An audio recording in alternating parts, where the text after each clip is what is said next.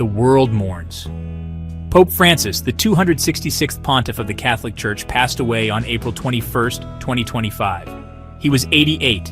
He led the Church for 12 years, leaving an unforgettable mark on the world. Known for his humility and compassion, Pope Francis touched hearts across the globe. His final Easter Sunday blessing was just a day before his passing. It was a poignant reminder of his dedication to his faith and his followers. Millions around the world watched, feeling both sorrow and gratitude.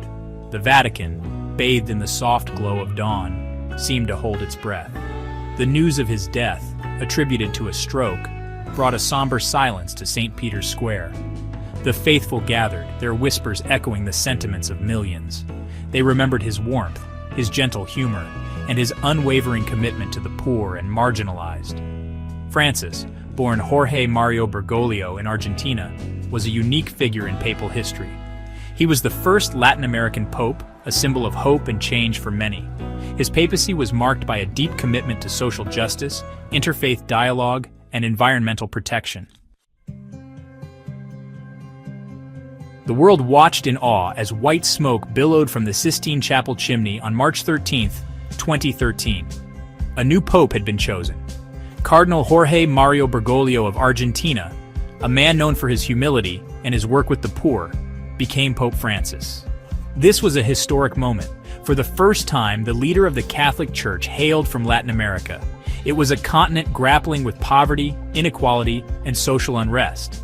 Many saw Francis's election as a sign of change, a recognition of the Church's growing presence in the developing world. Francis's background shaped his papacy. He had witnessed firsthand the struggles of the poor and the marginalized. He brought this experience to the Vatican, choosing to live simply and to speak out against injustice.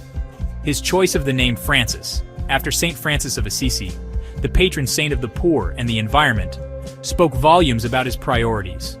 His election was a watershed moment for the Catholic Church. It signaled a shift in focus towards the peripheries, towards those often overlooked and forgotten. It marked the beginning of a papacy characterized by compassion, humility, and a deep commitment to social justice. Pope Francis broke the mold.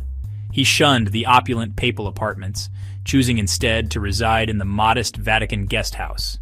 He preferred simple vestments, often seen wearing a plain white cassock and black shoes. He even opted for a small, fuel-efficient car instead of the traditional papal limousine. These were not mere gestures. They were reflections of his deep-seated belief in humility and simplicity. He believed in leading by example, demonstrating that the Church's true wealth lay not in material possessions, but in its commitment to serving others. His actions resonated deeply with people around the world. He washed the feet of prisoners, embraced those with disabilities, and shared meals with the homeless. He spoke out against the excesses of capitalism, urging a more just and equitable world. Francis's humility was not confined to grand gestures. He was known for his personal touch, his warmth, and his genuine concern for others. He returned phone calls personally, wrote letters to those who wrote to him, and made time for ordinary people. His papacy was marked by a profound sense of connection with the people he served. Francis's papacy was defined by his unwavering commitment to the marginalized and the outcast. He famously said, "Who am I to judge?" when asked about gay priests. These words became a symbol of his more inclusive approach, his belief in welcoming all into the Church. He championed the cause of migrants and refugees, calling for compassion and understanding. He visited the Greek island of Lesbos, a major entry point for refugees fleeing war and persecution, and brought back 12 Syrian refugees with him to Rome. Francis reached out to other faiths with open arms. He visited mosques, synagogues, and temples, engaging in interfaith dialogue and promoting peace and understanding. His historic meeting with Patriarch Kirill of the Russian Orthodox Church in 2016 was a significant step towards healing the rift between the two churches. His papacy was a testament to his belief in the power of love, compassion, and understanding. He sought to build bridges, not walls, and to create a more just and compassionate world for all. Pope Francis was a complex figure. He was a reformer who challenged the status quo, yet he remained deeply rooted in tradition. He pushed for greater roles for women in the church, yet he upheld the church's teachings on celibacy and the male priesthood. He changed the church's stance on the death penalty, declaring it inadmissible in all cases.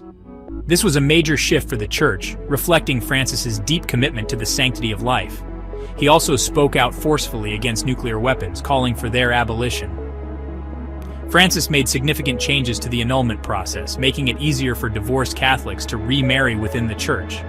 He also allowed priests to absolve women who had abortions, a move that sparked controversy, but also reflected his belief in forgiveness and mercy. Despite his reforms, Francis remained a staunch defender of traditional Catholic teachings on issues like abortion and same-sex marriage. He believed in dialogue and understanding, but he also believed in upholding the Church's core doctrines. 7, 6, 5, 4, 3, 2, 1. Pope Francis's papacy was not without its critics. His progressive views on social issues and his emphasis on mercy and inclusion, well, they alienated some conservatives within the Church. They accused him of diluting the Church's message and, honestly, undermining its moral authority. His handling of the sexual abuse scandals that have plagued the Church for decades also drew criticism.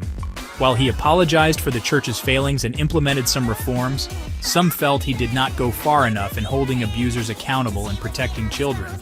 His decision to reach out to China and sign an agreement on the appointment of bishops was met with mixed reactions. While some saw it as a pragmatic step towards improving relations with the Chinese government, others criticized it as a betrayal of Chinese Catholics who face persecution. Despite the criticism, Francis remained steadfast in his convictions. He believed in a church that was open, compassionate, and welcoming to all. He was willing to challenge the status quo and to engage in dialogue, even with those who disagreed with him. Pope Francis was a tireless advocate for peace. He used his platform to speak out against war, violence, and injustice around the world. He called for an end to the conflict in Syria, urged dialogue between Israelis and Palestinians, and condemned the persecution of Rohingya Muslims in Myanmar. He played an active role in promoting environmental protection. His encyclical Laudato Si', published in 2015, was a groundbreaking document that called for action on climate change and urged a more sustainable relationship with the environment. Francis's papacy coincided with the COVID-19 pandemic, a global crisis that, honestly, tested the world's resilience. He offered messages of hope and solidarity, urging people to come together in a spirit of compassion and shared responsibility. His legacy as a global peacemaker is undeniable. He used his moral authority to shine a light on injustice, to call for peace, and to promote dialogue and understanding in a world often torn apart by conflict. The news of Pope Francis's death sent shockwaves around the world. Leaders from all walks of life paid tribute to his legacy of humility, compassion, and service.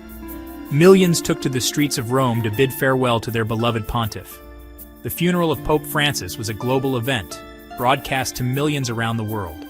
Heads of state, religious leaders, and representatives from various faiths gathered in St. Peter's Square to pay their respects. The atmosphere was one of profound sorrow, but also of gratitude for his life and his legacy. Francis's final resting place, as per his wishes, was a simple tomb in St. Peter's Basilica, marked only with his name, Franciscus. It was a fitting tribute to a man who lived a life of humility and service. His death marked the end of an era, but his teachings continue to inspire people around the world. He reminded us of the importance of compassion, forgiveness, and love for our fellow human beings. Pope Francis's legacy is one of mercy, inclusion, and hope. He challenged us to see the face of Christ in the poor, the marginalized, and the outcast.